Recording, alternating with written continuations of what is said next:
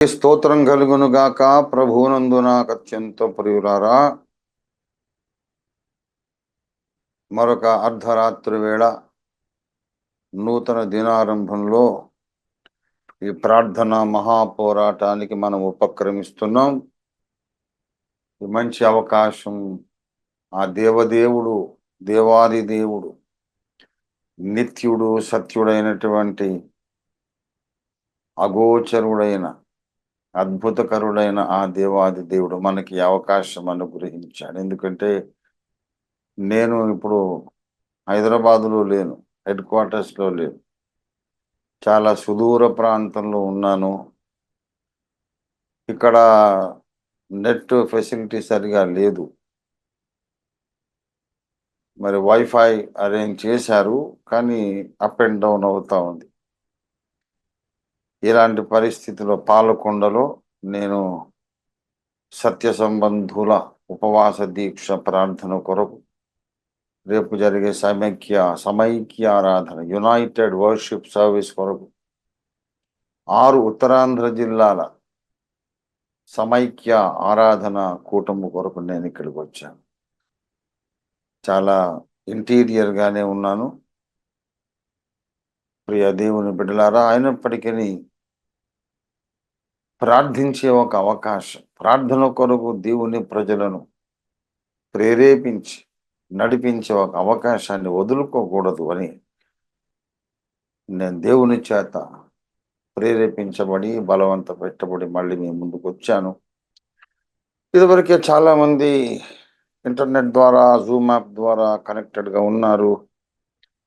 వారందరికీ కూడా దైవాశీస్సులు. దేవునికి స్తోత్రం. హల్లెలూయా, హల్లెలూయా. రండి మనం ప్రార్థన చేసుకుందాం. దేవునికి మహిమ. చిన్న ప్రార్థనతో ఈ ప్రార్థన మహాపోరాటం ఆరంభించుకుందాం. అందరూ ఏకీభవించండి. ప్రారంభ ప్రార్థన. స్తోత్రం, స్తోత్రం. హల్లెలూయా, హల్లెలూయా, హల్లెలూయా. ప్రేమ కలిగిన మా మహాపరిశుద్ధ తండ్రి, మిక్కిలి గొప్ప ప్రభు, నీకే స్తోత్రాలు చెల్లిస్తున్నాం. పరిశుద్ధ తండ్రి, మహిమ గల మా రాజా, నీకు వందనములు చెల్లిస్తున్నాం.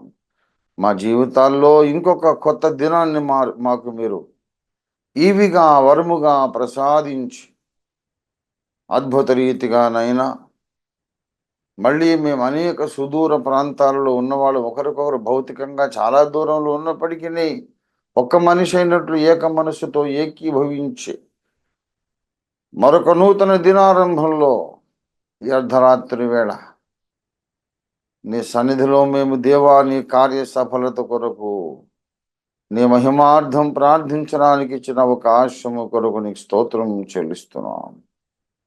మిక్కిలి గొప్ప దేవా, దయామయుడా, నీకు స్తోత్రం. దిగి వచ్చి ఈ రాత్రి కూడా మీరు మాతో మాట్లాడండి, అద్భుతములు చేయండి. దుష్టుని వాని సేనలన్నింటినీ చెల్లా చెదురుగా పారద్రోలండి, తరిమి కొట్టండి. దుష్టుని వాని కార్యములను లయము చేయండి. పరిశుద్ధ తండ్రి, దుష్టుని సిగ్గుపరిచి బంధించి పారద్రోలండి. నీ కార్యములే భూమి మీద మా బ్రతుకుల్లో కనిపించటం సహాయం చేయండి. మీరే సహాయం చేయమని యేసు పరిశుద్ధ నామంలో స్తుతించి ప్రార్థిస్తున్నాం తండ్రి. ఆమేన్, ఆమేన్, ఆమేన్. హల్లెలూయా.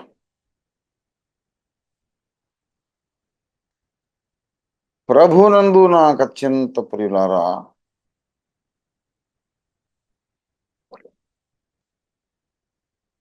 దేవుని పరిశుద్ధ వాక్యంలో నుండి 57వ కీర్తన 11వ వచనం, ఆఖరి వచనాన్ని మనం చదువుకుందాం.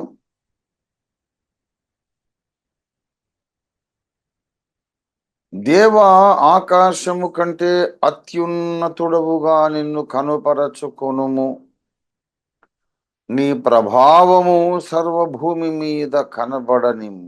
దేవునికి స్తోత్రం. ప్రభునందు ప్రియులారా, దేవునికి అత్యంత ప్రియులైన ప్రార్థనా యోధులారా, చదవబడిన లేఖన భాగములో దావీదు భక్తుని యొక్క ఆశ, ఆకాంక్ష మనకు కనబడుతూ ఉంది. దావీదు భక్తుని యొక్క ఆశ ఏమిటి అనంటే, దేవుడు తన్ను తాను కనబరుచుకోవాలి. ఎలా కనబరుచుకోవాలంటే ఏదో ఒక చిన్న దేవుడుగా కాదు, మానవాతీత శక్తులు ఎన్నో ఉన్నాయి, అందులో ఈయన ఒకడు అన్నట్లుగా కాదు కాదు కాదు. ఆకాశము కంటే అతి ఉన్నతుడుగా, అంటే అంతకంటే ఎక్కువ ఎవడు లేడు. ఈయనే సర్వోన్నతుడు. దేవతలందరికంటే, దేవతలు అనబడిన వారందరికంటే ఈయన ఉన్నతుడుగా, ఔన్నత్యము గలవాడుగా భూనివాసులకు కనబడాలి. అది దేవుని ఆశ కూడా. ఒక కీలకమైన విషయం మీతో పంచుకోవాలని పరిశుద్ధాత్మ చేత నడిపించబడ్డాను. దేవుడు కూడా మాట్లాడుతున్నాడు. నేను ఎవరినో ఈ మనుషులకందరికీ తెలిసి వచ్చేటట్టు చేస్తాను, నన్ను నేను ఈ భూప్రజలకు తెలియజేసుకుంటాను. ఈ భూప్రజలకు తెలియదు. చాలామంది ఏమనుకుంటున్నారంటే,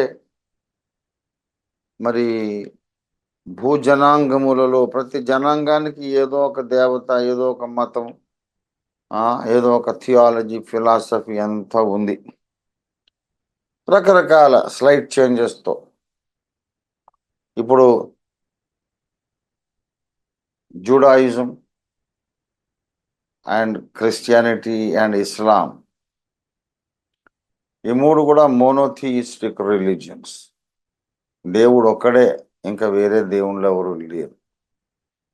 ఆయనే సృష్టి స్థితి లయకారకుడు, మన సహాయకుడు, ఆయన్నే నమ్మాలి. ఇది basic philosophy, basic mind set of all these three major religions of the world: Islam, Judaism and Christianity. మౌలికంగా ఈ మూడు ప్రధానమైన మతాల యొక్క ఆలోచన విధానం ఇది. ఒక్కడే ఉన్నాడు దేవుడు.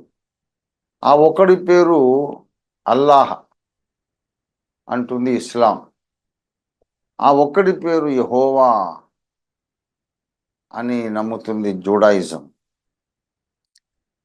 అవును, ఆ ఒక్క దేవుడే నరావతారం ఎత్తాడు, ఆయన పేరు యేసు అంటుంది క్రిస్టియానిటీ. దేవుడు నరావతారం ఎందుకు ఎత్తుతాడు అట్ట నాన్ సెన్స్ కాకపోతే అని ఇటు యూదులు మరియు ముస్లింలు ఇద్దరు కూడా అవతారవాదం తృణీకరిస్తారు. దేవుడు సర్వాంతర్యామి, ఆయన దగ్గర కోటాను కోట్ల మంది దేవదూతలు ఉన్నారు. ఆయన అంతటా ఉన్నాడు కనుక పనులు చేసుకుంటాడు. అంతగా కావాలనుకుంటే ఒక దేవదూతను పంపిస్తాడు. కొందరి దేవదూతల పేర్లు కూడా బైబిల్లో రాయబడ్డాయి, ఖురాన్లో కూడా రాయబడ్డాయి. దేవుడు తన పరిచారకులైన దేవదూతలను పంపిస్తాడు, లేకపోతే అంతటా ఉంటాడు కనుక ఆయన చిత్తమైతే అలాగైనా మాట్లాడుకుంటాడు. కానీ ఆయనే మనిషి అయి రావలసిన అవసరం ఏముంది అని ఇస్లాం వాదిస్తుంది. ఈ మూడు ఒక మోనోథియిస్టిక్ రిలీజియన్స్, ఏకేశ్వరుడు అనే నమ్మకం ఉన్నటువంటి మతాలు ఇవి. పారసీక మతం ఒక విచిత్రమైనటువంటి, ఒక యూనిక్ ఫీచర్ కలిగినటువంటి ఒక మతం. Old Persian religion.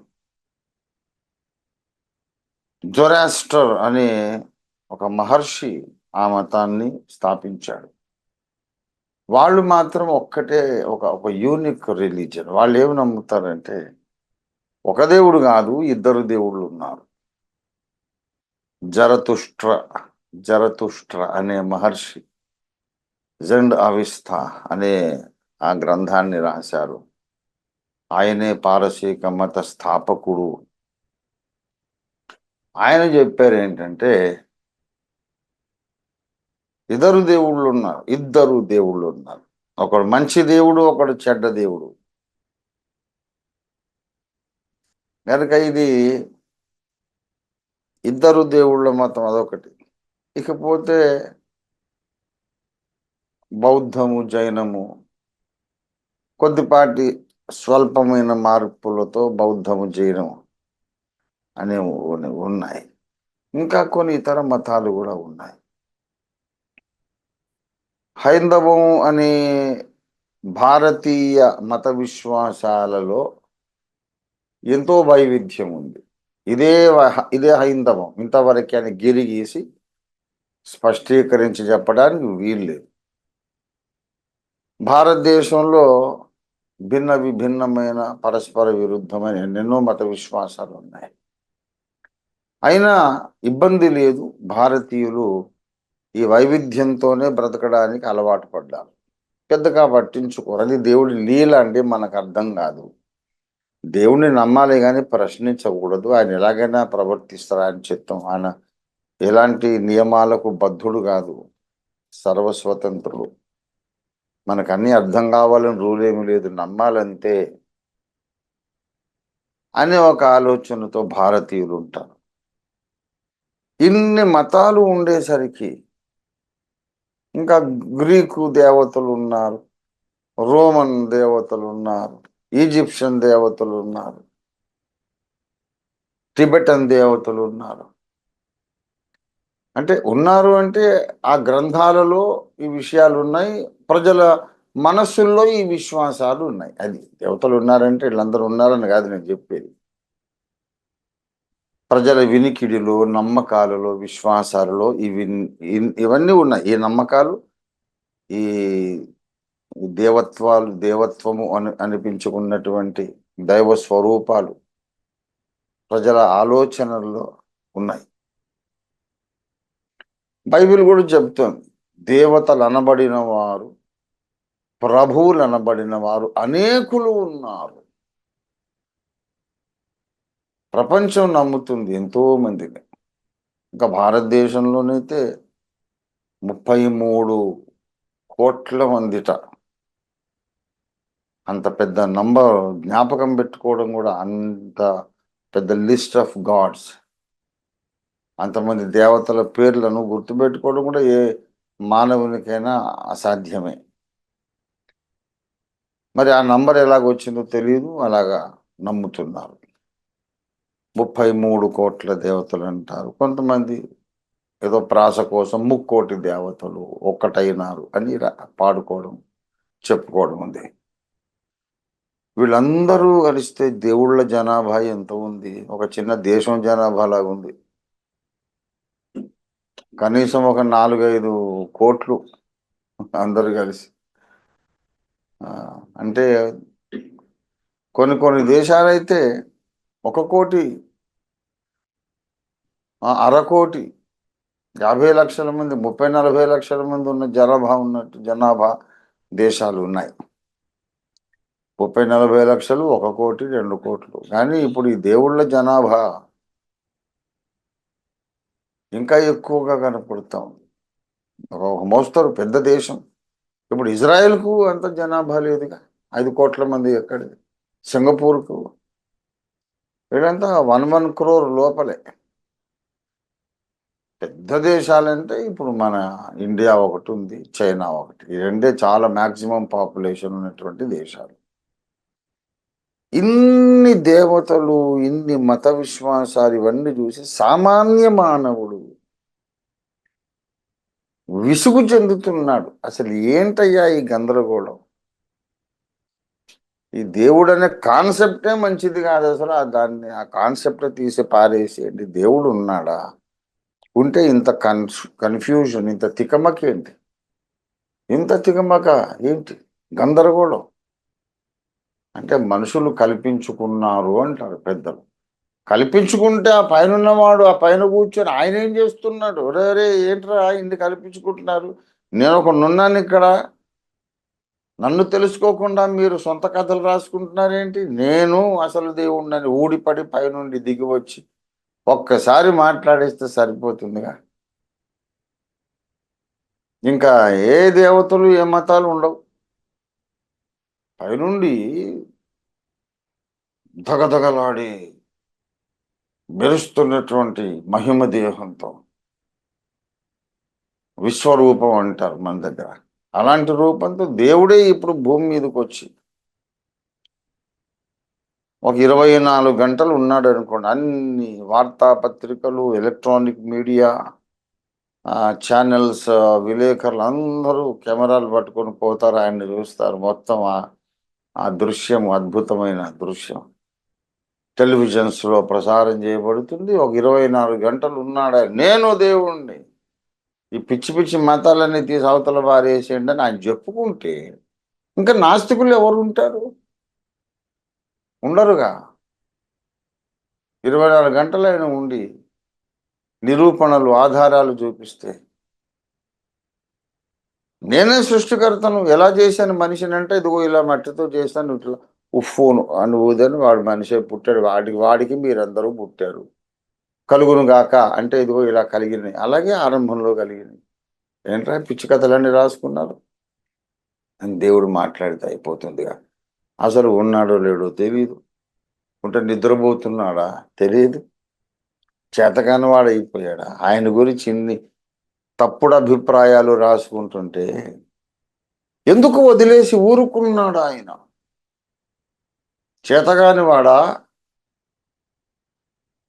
పెరియార్ గారు అడిగిన ప్రశ్నల్లో ఒకటట. ఈ మధ్య కొంతమంది నాస్తిక మిత్రులు పెరియార్ దేవుణ్ణి అడిగిన ప్రశ్నలని ప్రచారం చేశారు.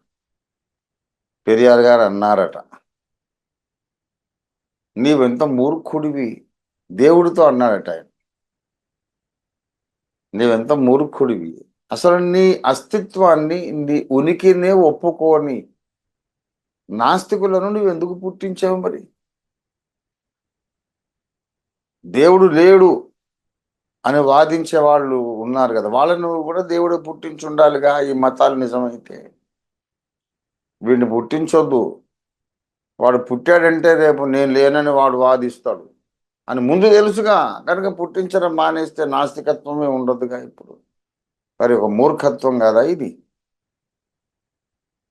నీవు లేవు అని వాదించే వాళ్లను నీవే ఎందుకు పనిగట్టుకొని పుట్టించావు? ఇది మూర్ఖత్వం కాదా అని అడిగారట పెరియార్ గారు. కనుక దేవుడు అనే సబ్జెక్టు చాలా ఆసక్తికరమైంది, చాలా కన్ఫ్యూజింగ్గా కూడా ఉంటుంది, స్పష్టత ఉండదు. కానీ భక్తుడు అడుగుతున్నాడు, అసలు నీవే దేవుడవని ప్రజలు తెలుసుకోలేకున్నారు తండ్రి, ఏదైనా ఒక గొప్ప కార్యం చెయ్యి, నీవు ఆకాశము కంటే అతి ఉన్నతుడవుగా, ఆకాశము కంటే ఉన్నతుడు, అత్యున్నతుడవుగా నిన్ను నీవు ఈ లోకానికి కనబరుచుకో తండ్రి, నీ ప్రభావము సర్వభూమి మీద కనబడున్నట్లు కార్యం జరిగించు. Let all the people of the world, let all the nations of the world know and understand that the God of the Bible is the one and only true God. బైబిల్లో మాట్లాడుచున్నటువంటి దేవుడే వాస్తవానికి ఉన్నటువంటి ఏకైక సత్య దేవుడు, ఆయనే దేవుడు, మరి ఎవరు లేరు అని అందరూ తెలుసుకోవాలి. అందుకొరకు ఏదైనా కార్యం చేయమని భక్తుడు ప్రార్థన చేస్తున్నాడు. ఇది దేవుని ఆశ కూడా. దేవుడే చెప్పాడు, నేను అన్యజనుల ఎదుట, ఈ లోకపు జనులందరి ఎదుట నన్ను నేను మహిమపరుచుకుంటాను, నన్ను నేను తెలియపరుచుకుంటాను. ఇది దేవుని ప్రతిజ్ఞ. బైబిల్ సత్యమా అసత్యమా, మానవ కపోల కల్పితమా, అనేకమైన స్వయం వైరుధ్యాలతో కూడుకున్న తప్పుల తడక లాంటి గ్రంథమా ఇది? లేకపోతే నిజంగా ఉన్న దేవుడి గ్రంథమా ఇది? ఈ అంశము ఈ ఒక్క విషయంలో ఈ అంశం తేలిపోతుంది. అసలు అటో ఇటో బైబిల్ని నమ్మాలో వద్దో తేలిపోతుంది. దేవుడు చెప్తున్నాడు, నన్ను నేను తెలియపరుచుకుంటాను. అవును, ఆయన చేయవలసిందే, మనం ఎలా చేస్తాం? ఎవరు చెప్తారు? నేను అల్లా హై అని ముస్లిం సోదరులు చెప్తే హిందువులు ఒప్పుకుంటారా? ఏకోన్నారాయణ మాకు దేవుడు ఉన్నాడంట.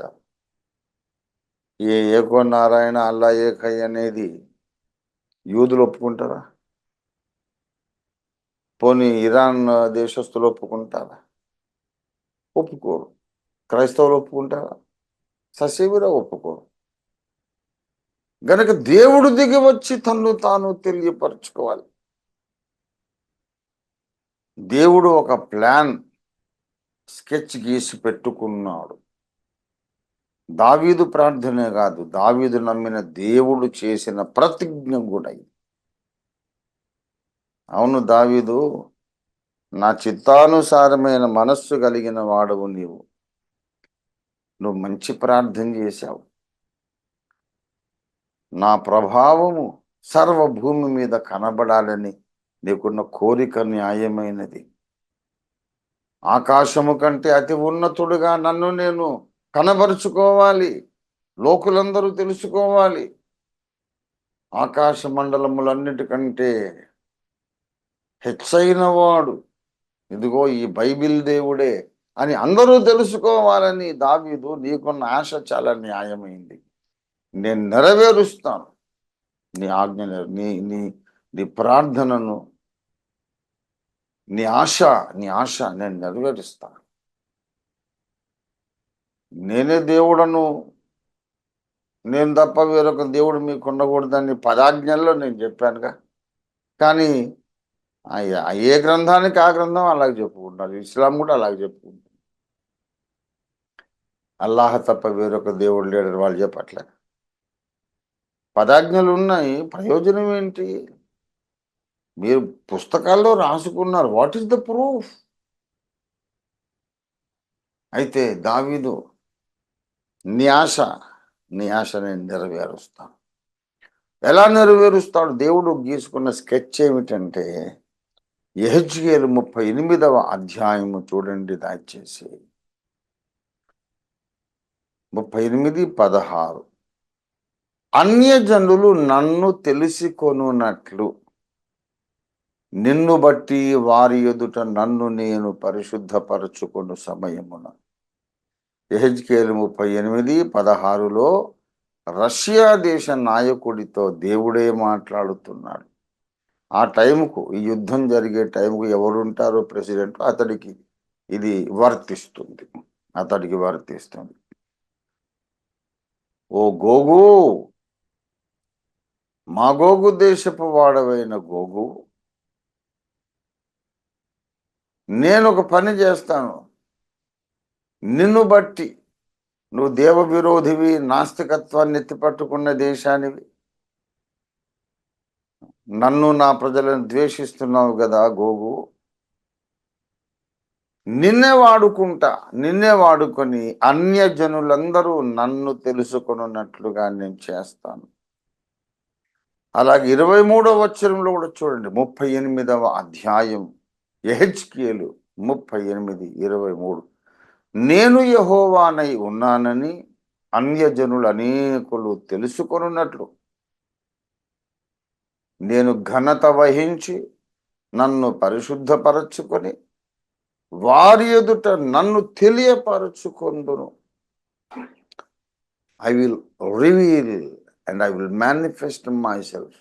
I'll make myself known to all the Gentile nations. అన్యజనులు అంటే యూదులు తప్ప వేరే వాళ్ళందరూ అన్యజనులే బైబిల్ యొక్క వొకాబులరీ ప్రకారం. అన్యజనులు అందరూ నన్ను తెలుసుకుంటారు. నన్ను వారి ఎదుట నేను తెలియపరుచుకుంటాను. నన్ను నేను పరిశుద్ధపరుచుకుంటానంటే దేవుడికి ఏదో పాపం అంటిందని కాదు, ప్రజల దృష్టిలో పరిశుద్ధపరచుకోవడం. దేవుడు ఏదో ఒక గొప్ప కార్యం చేస్తాడు. అప్పుడు ఈ లోక ప్రజలందరూ 210 దేశాలు ఒక్కసారిగా ఉలిక్కిపడి, బాబోయ్, ఆ యూదుల దేవుడు, ఆ బైబిల్ దేవుడు, ఆయనే నిజమైన దేవుడు బాబు. మనం ఏదో అనుకున్నాము, ఆయన గురించి రకరకాలుగా మాట్లాడి ఆయన్ని దూషించాం, విమర్శించాం, అవమానించాం. కానీ ఇప్పుడు అర్థమైంది. బైబిల్ దేవుడు సామాన్యుడు కాదు. ఆయన ముందు ఏ శక్తి పనికి రాదు, ఏ దేవత పనికి రాదు. ఆయనే దేవతలందరికీ పైగా ఔన్నత్యము పొందిన వాడని ఇప్పుడున్న 210 దేశాలు అందరూ చెప్పుకుంటారు. అలా దేవుడు చేస్తాడు. అందరూ తెలుసుకోవడానికి దేవుడు ఎలాగా కార్యక్రమాన్ని ఎలా దాన్ని నెరవేరుస్తాడంటే, ఇశ్రాయేలు మీదికి యుద్ధానికి రమ్మని రష్యాను అతని వారి మిత్ర దేశాలను ప్రేరేపిస్తాడు. నేనే మిమ్మల్ని యుద్ధానికి తీసుకొస్తానంటున్నాడు. దేవుని కార్యములు ఎంత అద్భుతమో చూడండి. దయచేసి గమనించండి. 16వ వచనం, యెహెజ్కేలు 38:16. గోగూ, నేను నా దేశము మీదికి నిన్ను రప్పించెదను. నా దేశము మీదికి నేను రప్పిస్తాను నిన్ను. 17వ వచనం, ప్రభువగు యెహోవా సెలవిచ్చినదేమనగా, నిన్ను వారి మీదికి రప్పించెదనని పూర్వం ముందు ఏటేటా ప్రవచించుచూ వచ్చిన ఇశ్రాయేలీయుల ప్రవక్తలైన నా సేవకుల ద్వారా నేను సెలవిచ్చిన మాట నిన్ను గూర్చినదే కదా. అనేక సంవత్సరాలు, ఒక్కో సంవత్సరానికి ఒక్కో ప్రవక్తను పంపి నేను ప్రవచింపజేశాను, నిన్ను గూర్చే కదా. ఇదిగో అంత్య దినములలో ఈ సంగతి జరుగుతుంది. దేవునికి స్తోత్రం. 16వ వచనమే చూడండి, యెహెజ్కేలు 38:16. మేఘము భూమిని కమ్మినట్లు ఇశ్రాయేలీయులకు నా జనుల మీద పడెదరు, అంత్య దినములందు అది సంభవించును. మరి మనం బ్రతుకుతున్నాం ఈ అంత్య దినాల్లో. దేవుడు చెప్పిన అంత్య దినములని చెప్పిన ఆ కాలములోనే మనం ఇప్పుడు బ్రతుకుతున్నాం. ఈ ప్రసంగం వింటూ ఉన్నాం మనం. ఈ అంత్య దినముల్లో అది సంభవించును. ఏమి సంభవించును? రోష్, మెషక్, తుబాల్ అనే పట్టణాలకు, దేశాలకు అధిపతి అయిన వాడు ఒకడున్నాడు. వాడు జర్మనీని కలుపుకుంటాడు, ఇరాన్ని కలుపుకుంటాడు, ఇంకా అనేక మందిని, అరబ్బు రాజ్యాలను కలుపుకుంటాడు. కలుపుకొని వాడు ఇశ్రాయేల్ మీదకి వస్తాడు. లక్షల మంది సైన్యం ఒక చిన్న దేశమైన ఇశ్రాయేల్ మీదకి వస్తే, ఈ జర్మనీ, రష్యా ఇవి అణ్వస్త్ర దేశాలు, అణ్వాయుధాలు ఉన్నాయి వాళ్ళ దగ్గర. మరి వీళ్ళందరూ వచ్చి యుద్ధం చేస్తే అలాగా. ఇప్పుడు ఇరాన్కు ఇస్రాయేల్కు పడింది ఇప్పుడు పోటాపోటీ. అసలు ఇరానే లేకుండా నేను చేస్తాను ఇజ్రాయెల్ ఉంటుంది, ఇజ్రాయెల్ లేకుండా నేను చేస్తాను ఇరాన్ అంటుంది. ఇరాన్ వాళ్ళు ప్రతిజ్ఞ పూనారు, ఇస్రాయేల్ అనేది ఉండదు. ఏమిటిగా మీరు నన్ను చేసేది, మిమ్మల్ని లేకుండా నేను చేస్తానని ఇస్రాయేల్ యూదులు అంటున్నారు. ఇటు హమాస్, ఇటేమో హిజ్బుల్లా,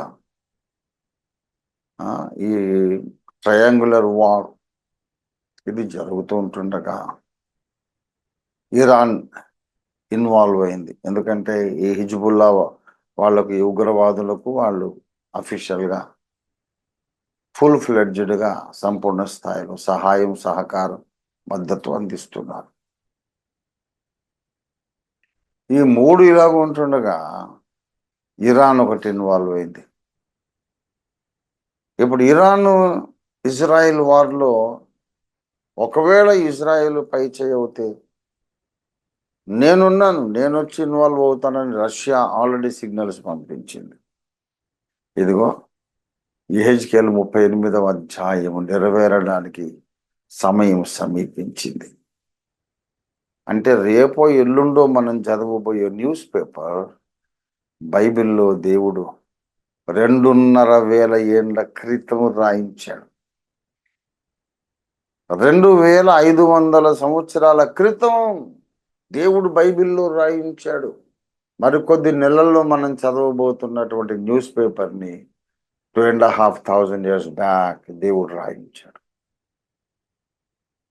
జరగబోతున్న దానిని నేను చెప్పినట్టు ఏ దేవుడైనా చెప్పగలిగాడా? అలాంటి దేవుడు ఉన్నాడు ఎక్కడైనా? ఉన్నట్టే నాకేం తెలియదే. ఉంటే తీసుకురండి అన్నాడు దేవుడు యెషయా గ్రంథం 41:21లో. గనుక ప్రియులారా, ఇది దేవుడు ప్లాన్ చేసి జరిగిస్తున్న యుద్ధం. ఎందుకు ఇలా చేస్తున్నాడు దేవుడు? ఎందుకంటే ఈ యుద్ధము జరుగుట ద్వారా ఒక ప్రయోజనం సిద్ధిస్తుంది. ఈ భూమి మీద మనుషులు రకరకాల దేవుళ్ళను పెట్టుకుని, రకరకాల మత విశ్వాసాలు పెట్టుకొని, ఎవడికి వాడు నేను చెప్పింది రైట్, నేను చెప్పిన దేవుడే కరెక్ట్, మిగతా దేవుళ్ళందరూ కాదు అని ఎవరికి వాళ్ళే తీర్మానించేసుకొని మొండికేసి, మేము నమ్మిందే సత్యం, మీరందరూ నమ్మేది అసత్యం అని తమను తాము హెచ్చించుకొని మత ఘర్షణలకు, మత విద్వేషాలకు కారకులవుతున్నారు. ఈ కన్ఫ్యూజన్ అంతా ఇక ఉండదు. ఈ కన్ఫ్యూజన్ తీసేసి, బాబు మీరు అనుకున్న ఇజమ్స్, మీరు అనుకున్న రిలీజియన్స్, మీరు అనుకున్న థియాలజీ, ఫిలాసఫీ అంత వ్యర్థము. బైబిల్లో చెప్పబడిన యెహోవా అను నేనే దేవుడను అని దేవుడు నిరూపించుకోవాలి అనుకుంటున్నాడు ఆయన. యెషయా గ్రంథం 45వ అధ్యాయం 22వ వచనంలో, భూదిగంతముల నివాసులారా నా వైపు చూచి రక్షణ పొందండి. దేవుణ్ణి నేనే, మరి ఏ దేవుడు లేడు అని ఓపెన్గా చెప్పాడు ఆయన. మరి అది చెబితే చెప్పాడులే కానీ ఎలా నిరూపణ ఎలా చేయాలి? ఎలా రుజువు చేయాలి? What is the proof? చెప్పుకుంటే సరిపోయిందా? అంటే ఇప్పుడు తెలుస్తుంది మీకు. ఇప్పుడు వీళ్ళందరూ ఏం చేస్తారంటే, ఏదో ఒక దేవుణ్ణి నమ్ముకొని యుద్ధానికి వస్తారు. దేవుడు మాకు జయమిస్తాడు, మేము నమ్మిన దేవుడు జయమిస్తాడని. ఆ దేవుడు లేదు, ఎవడు లేదు, ఎవడు లేడు, మా ఆయుధాలు, అస్త్రశస్త్రాలు మాకు యుద్ధంలో జయమునిస్తాయి, యుద్ధంలో మాకు గెలుపునిస్తాయని నాస్తికులు అనుకుంటారు. ఏదో ఒక దేవుణ్ణి నమ్మిన దేశాలేమో మా దేవుడు మాకు జయమిస్తాడు అనుకుంటారు. నీ నాస్తికత్వం పనికిరాదు. మీరు నమ్ముకున్న ఏ దేవుళ్ళు ఏం చేయలేరు. అంత మీరు వీరులైతే నా దేశం అంటున్నాడు దేవుడు, నా దేశం మీదికి ఓ గోగు నిన్ను రప్పిస్తా, నా దేశం ఇజ్రాయెల్ను దేవుడు నా దేశం అంటున్నాడు. కేరళకు ఇండియాలో ఒక పేరు ఉంది, గాడ్స్ ఓన్ కంట్రీ అని. మరి ఎందుకు అలా పేరు పెట్టారో తెలియదు కానీ గాడ్స్ ఓన్ కంట్రీ. కానీ వాస్తవానికి బైబిల్ గ్రంథంలో దేవుడు చెప్తున్నాడు, my own country is Israel. Israel is my own country. నా దేశం మీదికి నేను యుద్ధానికి రమ్మని పిలుస్తాను, నేనే నడిపిస్తా. నీకు గాలము తగిలించి గుర్రాన్ని నడిపించినట్టు నేను నడిపిస్తానంటాడు. చూడండి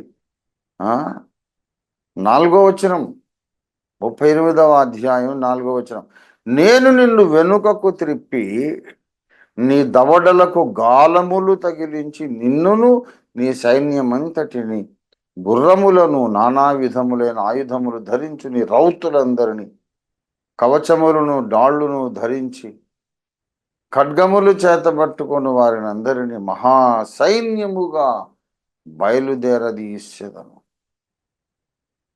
గుర్రానికి దవడలకు తగిలించి, వారులు తగిలించి,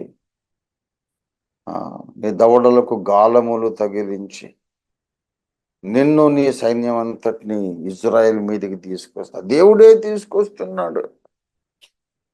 ఎందుకంటే మరి ఆయనే దేవుడని వాళ్లకు తెలియచెప్పాలంటే ఇదే మార్గం.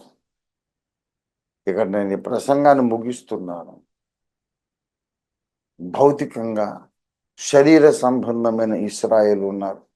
వాళ్ళ మీదకి యుద్ధాలు రప్పించి బలమైన శత్రువులను ఓడించి దేవుడు తన్ను తాను నిజమైన దేవుడిగా రుజువుపరుచుకుంటున్నాడు. ఇది దేవుని పాలసీ, దేవుని కార్యాచరణ పద్ధతి, దేవుడు పనిచేసే విధానం. ప్రియులారా, మరి ఇప్పుడు నూతన నిబంధన ఆధ్యాత్మిక ఇశ్రాయేలు ఉంది. అదే మనం, దేవుని కుటుంబం, దేవుని సంఘం, దేవుని సైన్యం. మనకు కూడా ఇదే సూత్రం వర్తిస్తుంది. అప్పుడప్పుడు దేవుడు మన మీదికి యుద్ధాలు రప్పిస్తాడు. హల్లెలూయా. నాకెందుకు ఇన్ని పోరాటాలు రావాలి, ఎందుకు ఇన్ని యుద్ధాలు, ఎందుకు ఇన్ని వ్యతిరేకతలు? దేవుడు ఏం చేస్తున్నాడు? నాకు ఇన్ని కష్టాలు వస్తూ ఉంటే, ఇన్ని విమర్శలు, నిందలు, నా మీదికి ఆరోపణలు వస్తుంటే, నా మనస్సు గాయపడుతుంటే దేవుడు ఏం చేస్తున్నాడు అని అడిగే అమాయకులు చాలా మంది ఉన్నారు. ఓరి అమాయకుడా, దేవుడు ఏం చేయటం ఏంటి? అసలు ఈ యుద్ధాలు రప్పించిందే దేవుడు. నీ మీదికి ఆ నిందలు, ఆ హింసలు, ఆ పోరాటాలు, అవమానాలు రప్పించిన వాడే దేవుడు. ఆ ప్రమాదాలను దగ్గర దాకా తెచ్చిన వాడే దేవుడు. నీ హృదయంలో ఆ గాయాలు కలిగించిన వాడే దేవుడు. ఏం చేస్తున్నాడంటే ఆయన చేస్తున్న పని ఇది. ఎందుకు? ఏ తండ్రి అయినా తన పిల్లల మీదకి రండరా, మా వాడిని కొట్టండి అని ఎవరిని పిలుస్తాడా? పిచ్చిపెట్టిందా ఏమన్నా ఆయనకి? మనం ఆయన పిల్లలమైతే మన మీదకి యుద్ధాలు ఆయన తీసుకురావడం ఏంటి? అనేక మందికి ఉన్నటువంటి ప్రశ్న ఇది. మనము దేవుని పిల్లలమైనా కూడా మన మీద కాని యుద్ధాలను ఎందుకు తీసుకొస్తాడంటే, అంత మహాసైన్యాన్ని మనం ఎదుర్కోలేక మనం మొరపెట్టుకుంటాం. మా పితరుల దేవ, అబ్రహాం, ఇస్సాకు, యాకోబుల దేవ, ఇశ్రాయేలు యొక్క దేవుడా, దిగిరండి. ఇంత మహాసైన్యం వచ్చేసింది, మేము చిన్నోళ్ళం తండ్రి, మాకు వల్ల కాదు, మాకు చేత కాదు, నీవే యుద్ధం చేయమని మనం పిలిస్తే దేవుడే దిగి వచ్చి యుద్ధం చేస్తాడు. దేవునికి స్తోత్రం కలుగును గాక. హల్లెలూయా, హల్లెలూయా. దేవుడే దిగి వస్తాడు. 18వ వచనం చూడండి. ఆ దినమున 38:18 యెహెజ్కేలు గ్రంథం 38:18. ఆ దినమున గోగు ఇశ్రాయేలీయుల దేశము మీదికి రాబోయే ఆ దినమున నా కోపము నా కోపము బహుగా రగులు కొనను. దేవుడే మన మీదికి మన శత్రువులను యుద్ధానికి రప్పించి ఆయన అంటున్నాడు, నా బిడ్డల మీదికి మీరు యుద్ధానికి వచ్చారు కదా, ఇప్పుడు మీ మీద నా కోపము బహుగా రగులు కొను. నేను నీతో వ్యాజ్యమాడుతాను. కనబడని దేవుడు, కనిపించకుండా నిజముగా ఉన్న దేవుడు, అగోచరుడు, అనంతుడు, సర్వశక్తిమంతుడు ఈ రష్యా సేనలతో పోరాడుతాడు, యుద్ధమాడుతాడు, వ్యాజ్యమాడుతాడు. అదంతా దేవుని దృష్టికి చీమల దండు. చీమల దండు. చలి చీమల చేత జిక్కి బలవంతమగు సర్పము చావదే సుమతి అని మనకుందో నీతి పద్యం.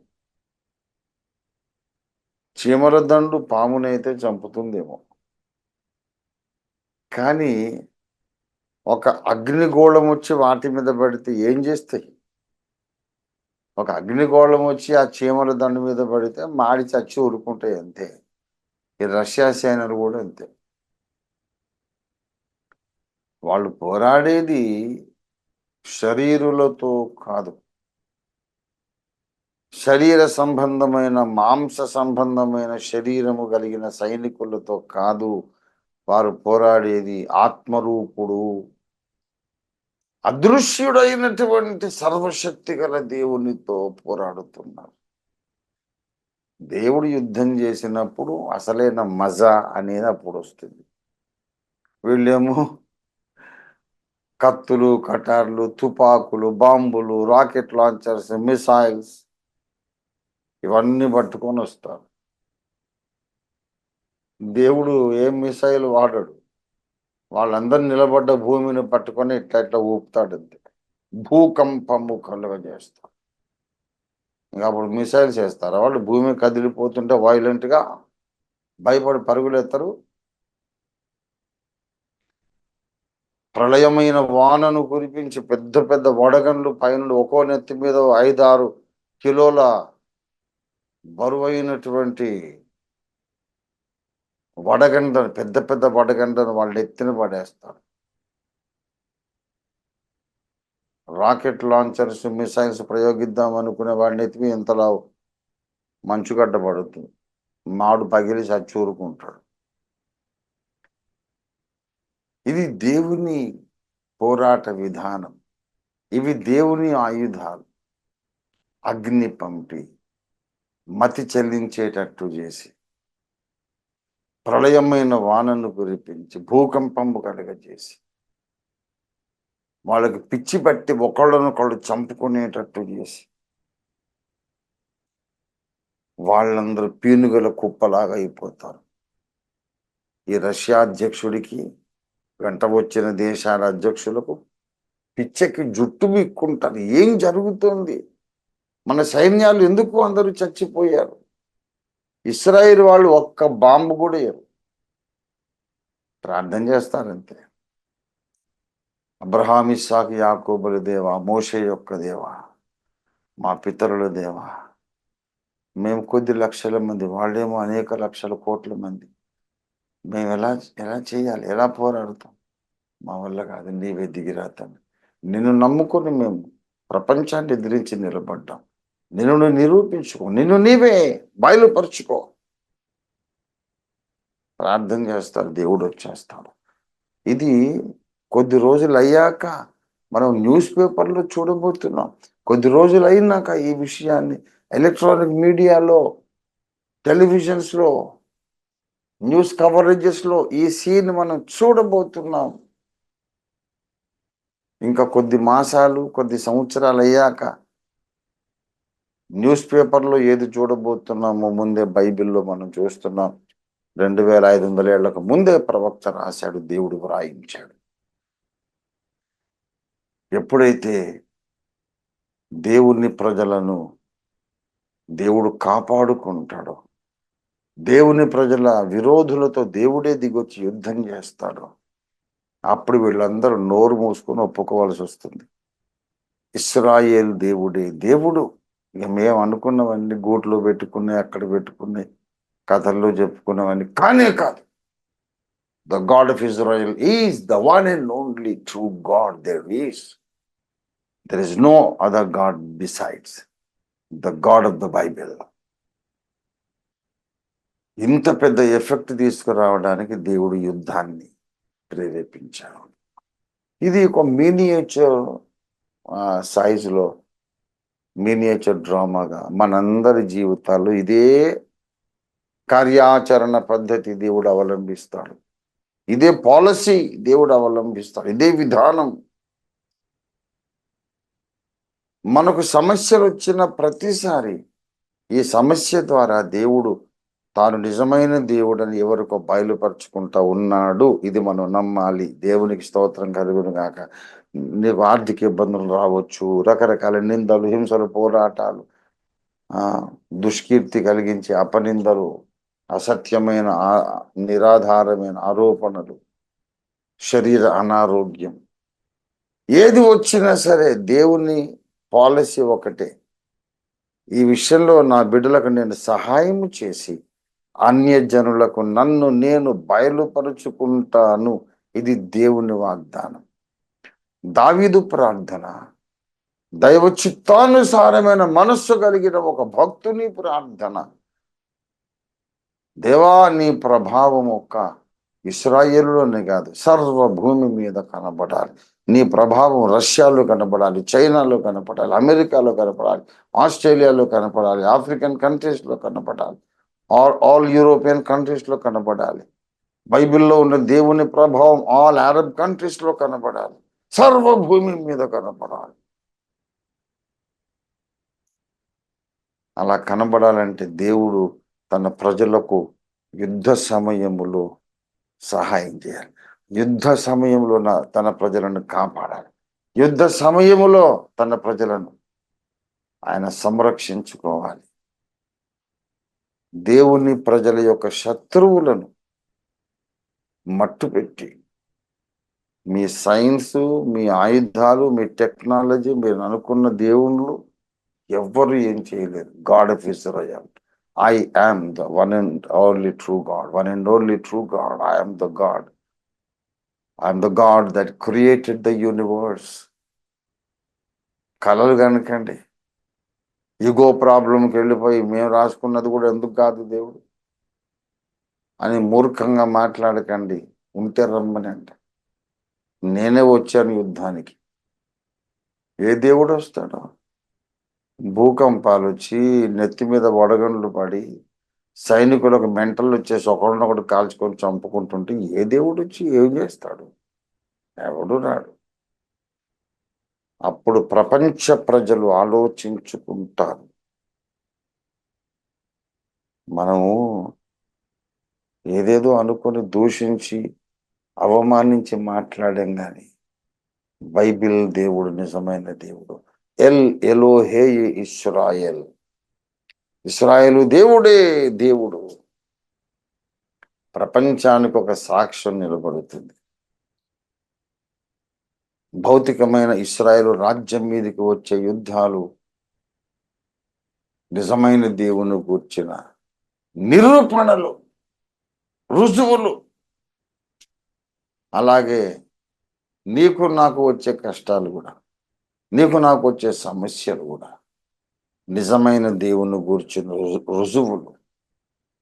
నీకు ఏ కష్టమైనా రాని, నువ్వు కృంగిపోవద్దు, నువ్వు డిప్రెషన్లోకి వెళ్ళొద్దు, దేవుని మీద సనగొద్దు. దేవునికి నీ పట్ల ఒక ఉన్నతమైన ఉద్దేశం ఉంది. నువ్వు స్థిరంగా నిలబడాలి. యెహోవా యందు నమ్మిక ఉంచేవారు కదలక నిత్యము నిలిచే సీయోను కొండలాగా ఉంటారని ఎందుకు రాయబడిందంటే వాళ్ళు కదిలిపోయేటటువంటి పరిస్థితులు వస్తాయి. కదలక నిత్యము నిలుస్తారంటే అర్థం ఏంటి? కదిలిపోవలసిన పరిస్థితులు వస్తాయి, అయినా వాళ్ళు కదలరు. బెదరిపోవలసిన పరిస్థితులు వస్తాయి, అయినా వాళ్ళు బెదరరు. అది సత్యం. నిన్ను బెదిరించాలని, చెదరగొట్టాలని, నీ ధైర్యాన్ని దెబ్బతీసి నిన్ను కృంగదీయాలని సాతాను అనేక విధాలుగా ప్రయత్నం చేస్తాడు. నువ్వు మాత్రం దేవుణ్ణి నమ్మి యెహోవాను ఆశ్రయించి నువ్వు స్థిరంగా ఉండాలి. అసలు పట్టించుకోవద్దు. ఎవడు ఏదైనా కూయని, ఏదన్నా మాట్లాడు. ఏనుగు నడుస్తుంటే కుక్కలు అరుస్తూనే ఉంటాయి. ఏనుగు ఆగుతుందా? ఆగి దాంతో వాదానికి దిగుతుందా? నేను ఏమన్నాను, నీ జోలికి రాలేదు కదా, ఎందుకు మరుగుతున్నావు అని అంటుందా? అసలు పట్టించుకోదు, దాని మానాన వెళ్ళిపోతుంది. నీ దారిలో నీవు ఎన్నుకున్నటువంటి దారిలో నువ్వు నడువు. నీ గమ్యం చేరుకోవడానికి, నీకు నువ్వు నిర్దేశించుకున్నటువంటి ఆ గమ్యాన్ని చేరుకోవడానికి నీ ప్రయాణం ఆపకుండా కొనసాగించు. అరిచే మురిగే కుక్కలు అలాగే మురిగి అలసిపోయి ఊరుకుంటే మనకు వచ్చే సమస్యలన్నిటి వెనుక ఒక దైవోద్దేశ్యం ఉంది, దేవ రహస్యం ఒకటి ఉంది. మనకు వచ్చే సమస్యలన్నీ కూడా దేవుడు రాణిస్తాడు, లేక రప్పిస్తాడు. దేవుడు పూనుకొని రప్పిస్తాడు, లేకపోతే పోన్లే రాని అని పర్మిషన్ అయినా ఇస్తాడు. లేకపోతే నీకు ఏ సమస్య రాదు. ఆయన అనుమతిస్తేనే నీకు ఏదైనా జబ్బు వచ్చేది, ఆయన అనుమతిస్తేనే నీకు ఏదైనా ఆర్థిక ఇబ్బంది వచ్చేది. దేవుడు పర్మిషన్ ఇస్తేనే ఎవడైనా నేను ఏదైనా అనేది.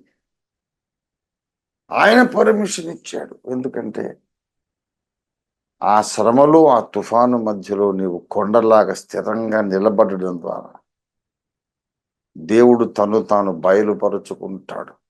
నీవు నమ్మిన వాడు నిజమైన దేవుడిని లోకం తెలుసుకోవడానికి నీకొచ్చే శ్రమలను దేవుడు వాడుకుంటాడు. దేవుని స్తోత్రం కలుగును కాక. దమ్ముంటే దేవుడు వచ్చి నాకు కనపడవను. ఎవడా దేవుడు ఉన్నాడా, చచ్చాడా, నిద్రపోయాడా అని ఇలా పొగరుబట్టిన మాటలు మాట్లాడే వాళ్లకు కూడా ఈ మాగోగు దేశపు వాడైన గోవు ఇశ్రాయేలు మీదకి వచ్చి దండెత్తి యుద్ధం చేసి ఆ దినాన అలాగూ పొగరబట్టిన మాటలు మాట్లాడే వాళ్ళు కూడా ఆలోచనలో పడతారు. రే, అంత ఈజీగా మాట్లాడుతురా, మనం ఏదో అనుకున్నాం. ఆ పాస్టర్లు చెప్తానే ఉన్నారు యుద్ధం జరుగుతుందని. వాళ్ళు చెప్పినట్టే అవే దేశాలు వచ్చినాయి, అలాగే దెబ్బతిన్నారు. మరి బైబిల్లో రాసిన ఆ మాటలు చెప్పిన ఆ దేవుడు నిజమైన దేవుడు కదా. లేకపోతే ఆయనకి ఎలా తెలుసు, యెహెజ్కేలుకి ఎలా తెలుసు? 2,500 ఏళ్ళ తర్వాత ఎగ్జాక్ట్గా జరుగుతుంది. రే, బైబిల్ దేవుడిని అంత చులకనగా ఎంచొద్దు అని అన్యజనులు తెలుసుకుంటారు.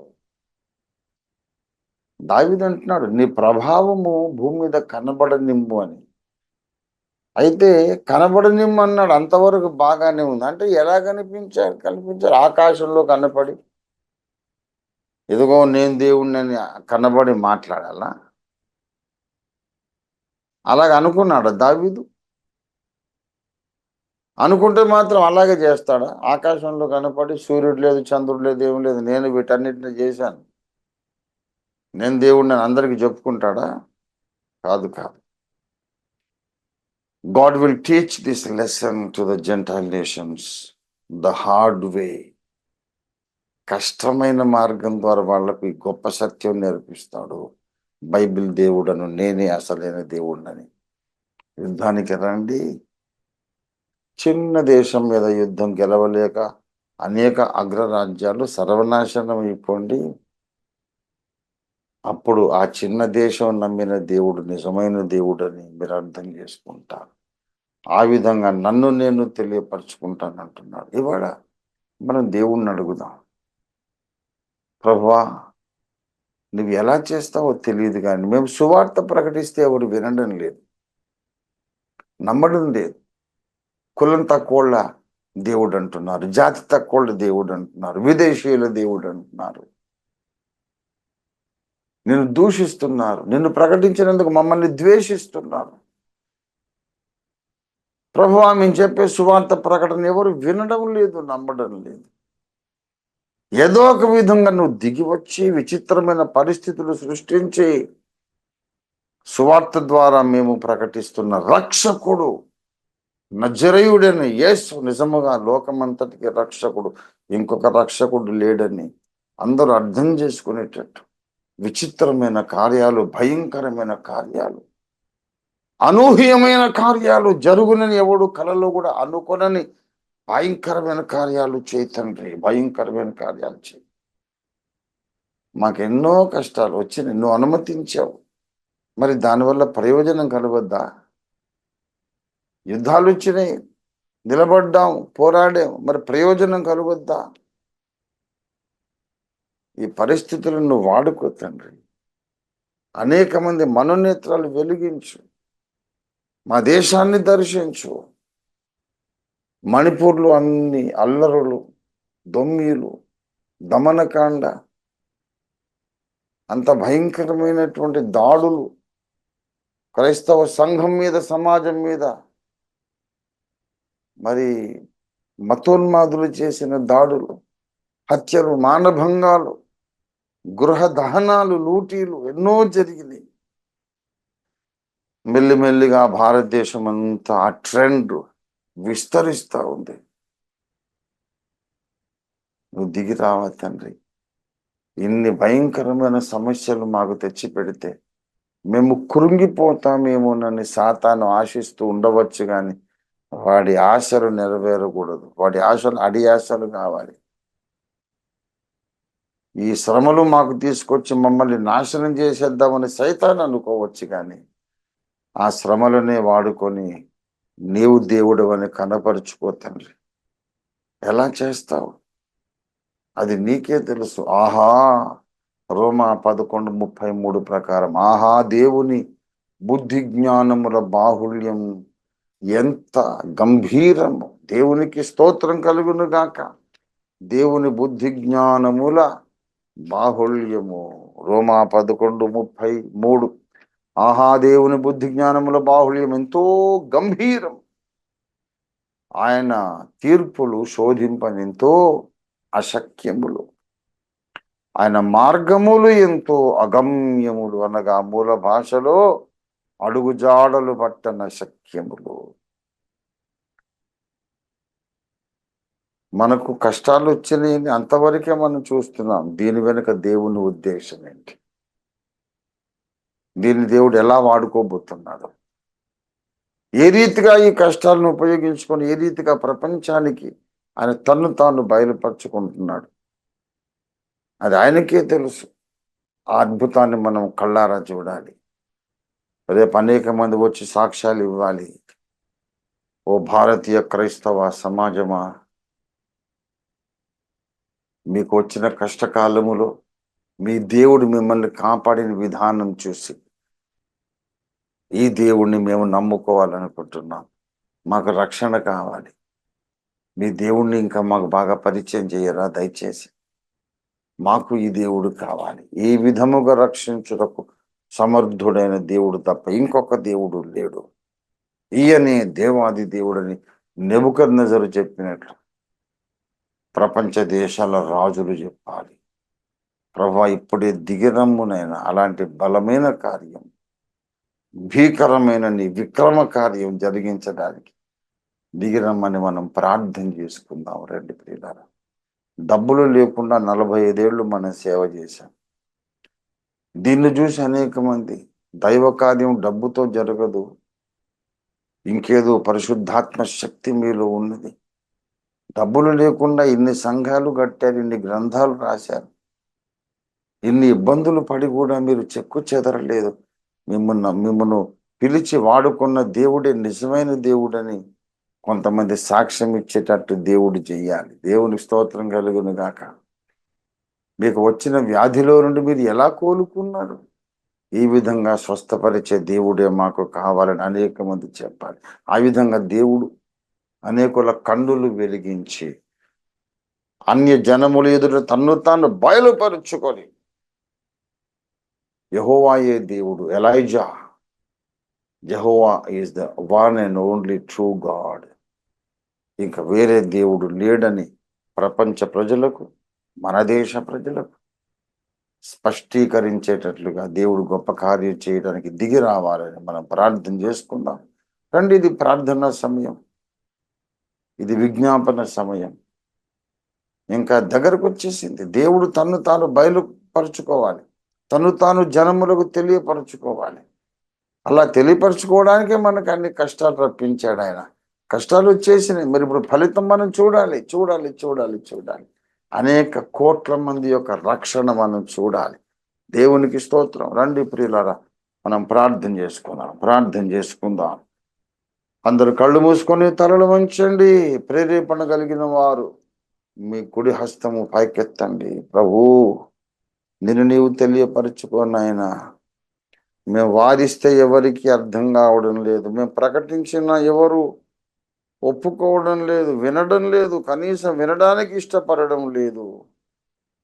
తండ్రి, సహాయము చేయండి అని మనం ప్రార్థన చేద్దాం. హల్లెలూయా, హల్లెలూయా, హల్లెలూయా. ఓ యేసయ్యా, నీకు వందనాలు వందనాలు వందనాలు వందనాలు. హల్లెలూయా, హల్లెలూయా, హల్లెలూయా, హల్లెలూయా, హల్లెలూయా, హల్లెలూయా. ప్రేరేపణ కలిగిన వాళ్ళు దయచేసి మీ హ్యాండ్ రైజ్ చేయండి, మిమ్మల్ని అన్మ్యూట్ చేస్తాం, మీరు ప్రార్థనలో నడిపించవచ్చు. ఏ ఒక్కరు ప్రార్థన చేస్తున్నా మిగతా వాళ్ళందరూ ఏకీభవించాలి. ప్రియులారా, ఎవరు కూడా నిర్లక్ష్యంగా ఉండొద్దు, మెలకువగా ఉండి ప్రార్థన చేద్దాం. యేసుక్రీస్తు నిజమైన దేవుడని భారతదేశం తెలుసుకోవాలి.